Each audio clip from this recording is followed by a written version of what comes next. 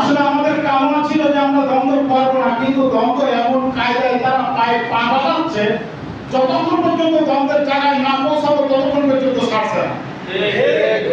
ঠিক বললাম না? ঠিক বললাম। সারা ইউনিয়নের থেকে এমন একটা অবস্থা প্রস্তুত হয়ে গেছে। আমাদের নিত্য বলিত হয়ে যে চিত্ত, তবে তো উজ্জ্বল হবে মুখ। নামানের যে প্রাণগুলো এখানে এসেছে, অসংখ্য আঘাত, ত্যাগ, তিতিক্ষা, তিরস্কার সয়ে কিন্তু আজকে এই জায়গায় স্পষ্ট করে অবস্থায় আছে। আসলে বিগত 5 তারিখের পরে আর আঘাত সমান মতো যে ধৈর্য, এটাও অনেকটা হারিয়ে গেছে, তাই না? মনে হচ্ছে আর কত 16টা বছর যে নির্মম নিষ্ঠুর পৈশাচিক আচরণের শিকার হয়েছি, এখন যদি আমরা আচরণের শিকার হই তো কবে জবাব দেব? এরকম একটা মনোভাব আসছে না? তার কারণ কি? young blood could not patient, যুবকের রক্ত কখনো দুর্বল হয় না। রেজা শাহ পাহলভী ইরানের লবণ হ্রদে ফেলে 500 আলেমের দিনকে যখন মেরে ফেলে দিল আয়াতুল্লাহ আলী খামেনি, উনি ইরানের মাত্র 10,000 যুবককে নিয়ে প্রশিক্ষণ দিয়ে আন্দোলনে নেমে গেছিল এবং রাষ্ট্রীয় ক্ষমতা দখল করে রেজা শাহ পাহলভীকে চিরতরে বিদায় করে দিতে সক্ষম হয়েছিল। আমি মনে করি নামধারণ ইউনিয়নে আজকে যে 100 জন যুবক এখানে উপস্থিত হয়েছে, এই 100 জন যুবক যদি শপথ গ্রহণ করে, তাহলে আমার মনে হয় নামধারণ ইউনিয়নের এই বিজয় ছিনিয়ে আনা সম্ভব। তবে ভয়, লজ্জা, ঘৃণা জয় করে, ইগো ইস্তেকরার করে, নিজের মনকে তৈরি করে এই আন্দোলনে ঝাঁপিয়ে পড়তে হবে, তবে সম্ভব। আমরা মনে করছি আমরা বিজয় হয়ে গেছে, তাই না?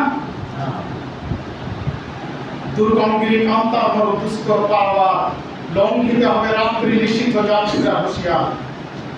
কবি নজরুলের এই কবিতার একটা অংশ বললাম।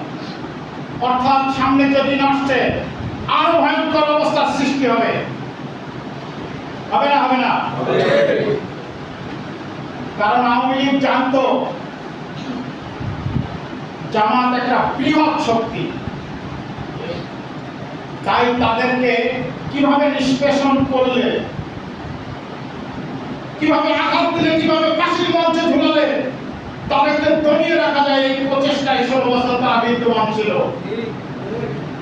কিন্তু যারা আমার রন্ধে রন্ধে জড়িয়ে, যারা আমার বন্ধু, যারা আমার হৃদয়ের সঙ্গে সম্পর্ক ছিল, যাদের সঙ্গে আন্দোলন করেছি, যাদের সঙ্গে দীর্ঘদিন গাঁটবদ্ধ ছিলাম, এখন সেপারেট হয়ে গেছি, তাহলে তারা আমাদের নারী নক্ষত্র বেশি জানে না কম জানে?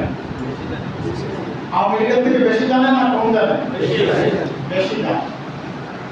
তাহলে বুঝতে হবে যে আমাদেরকে আরো কঠিন পথ পাড়ি দিতে হবে। হবে না? হবে না? আমরা কি প্রস্তুত আছি? আমার ইউনিয়নে 3 বার নির্বাচন করে কি ক্ষতিগ্রস্ত হয়েছে আর বিজয় অর্জন করেছে জামাত ইসলাম? Though you fell off the boys, never be downcast. Try and try again, boys. We will succeed at last. Fail করলে পিছু হটো না, চেষ্টা করো, সফলতা অর্জন তোমরা করবে ইনশাআল্লাহ। আমরা 3 বার কঠিন পরিণতিতে জীবনগাছা উপজেলার কোথাও নির্বাচন করার সচ্ছল ছিল না। আমাদের বন্ধু সংগঠন বিএনপি এবং জামাত সব মিলিয়ে দুটো একটা ইউনিয়নে আমরা নির্বাচন করতে পেরেছিলাম অদম্য সাহস নিয়ে। এই নির্বাচন করে কি আমরা হেরে গেছি? না।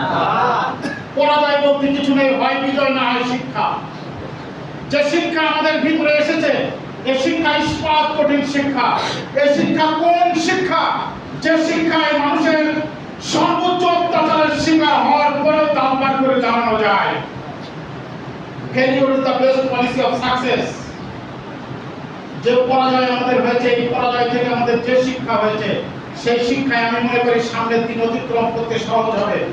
হুজুর আসেন, আমি ঠিক বলছি না বেঠিক বললাম? পারবো আমরা সেই শিক্ষা থেকে নিজেদের সামনের দিনগুলো কিভাবে অতিক্রম করতে হবে সেই ইস্পাত কঠিন সাহস নিয়ে এগিয়ে যেতে পারবো ইনশাআল্লাহ। কে পারবে একটু হাত উঁচু করে দিন ইনশাআল্লাহ। আজকের হাতটা মহান আল্লাহ তুমি সাক্ষী। বদর ভাবনাম বদরের যুদ্ধে 313 জন সৈন্য নিয়ে 1000 সৈনিকের বিরুদ্ধে এই বদর দিবসে মহান আল্লাহর রহমত এসেছিল, তাই রাসূলের বিজয় হয়েছিল, তাই মুসলমানদের বিজয় হয়েছিল। ছিল। আজকে এই অল্প সংখ্যক লোকের হাতের বিনিময়ে মহান আল্লাহ লাহোর ইউনিয়ন তথা বাংলাদেশকে ইসলামের প্রকৃত আবাসভূমি হিসেবে কবুল করুন। আমি